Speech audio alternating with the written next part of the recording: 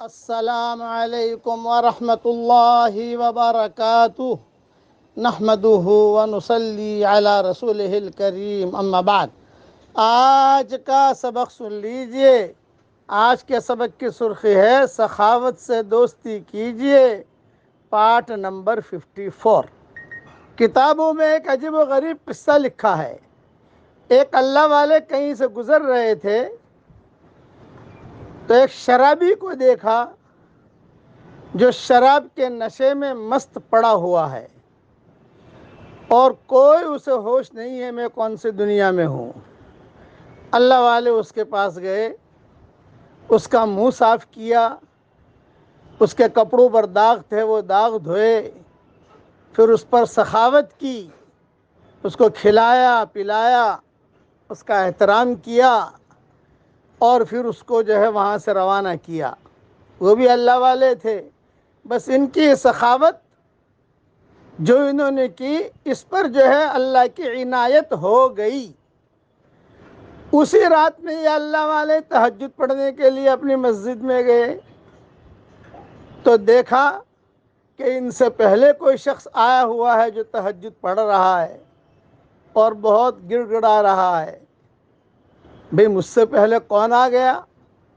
سب سے پہلے یہی پہنچتے تھے، مجھ سے پہلے کون آیا؟ قریب جا کر دیکھا تو وہی شرابی تھا جس پر انہوں نے سخاوت کی تھی اور اللہ کی عنایت ہوئی تھی، وہی تھا اور رو رہا تھا، دعا مانگ رہا تھا۔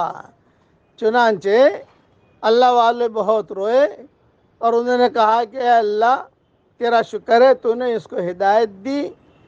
تو غیب سے ایک آواز آئی کہ میرے نیک بندے، کل تو نے اس کا چہرہ صاف کیا تھا، آج میں نے اس کا دل صاف کر دیا، اب تو بھی میرا نیک بندہ، یہ بھی میرا نیک بندہ۔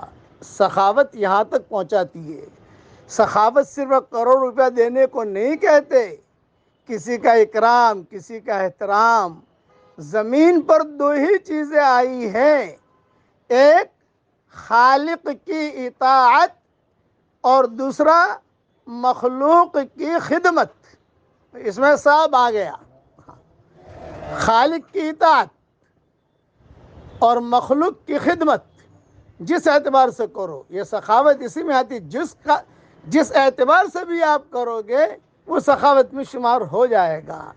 تو غیب سے آواز آئی، کل گزشتہ کل تو نے اس کا چہرہ صاف کیا تھا، آج میں نے اس کا دل صاف کر دیا۔ اس لیے سخاوت کیجئے، سخاوت سے دوستی کیجئے اور لوگوں کی خدمت بھی کیجئے تاکہ اللہ کی عنایت ہم پر نازل ہو، اللہ ہم سے راضی ہو۔ اللہ راضی ہو گیا، سارے کام بن گئے۔ بس یہ ہے۔ اب پڑھیے میرے ساتھ، سبحان اللہ و بحمدہ عدد خلقہ ورضا نفسہ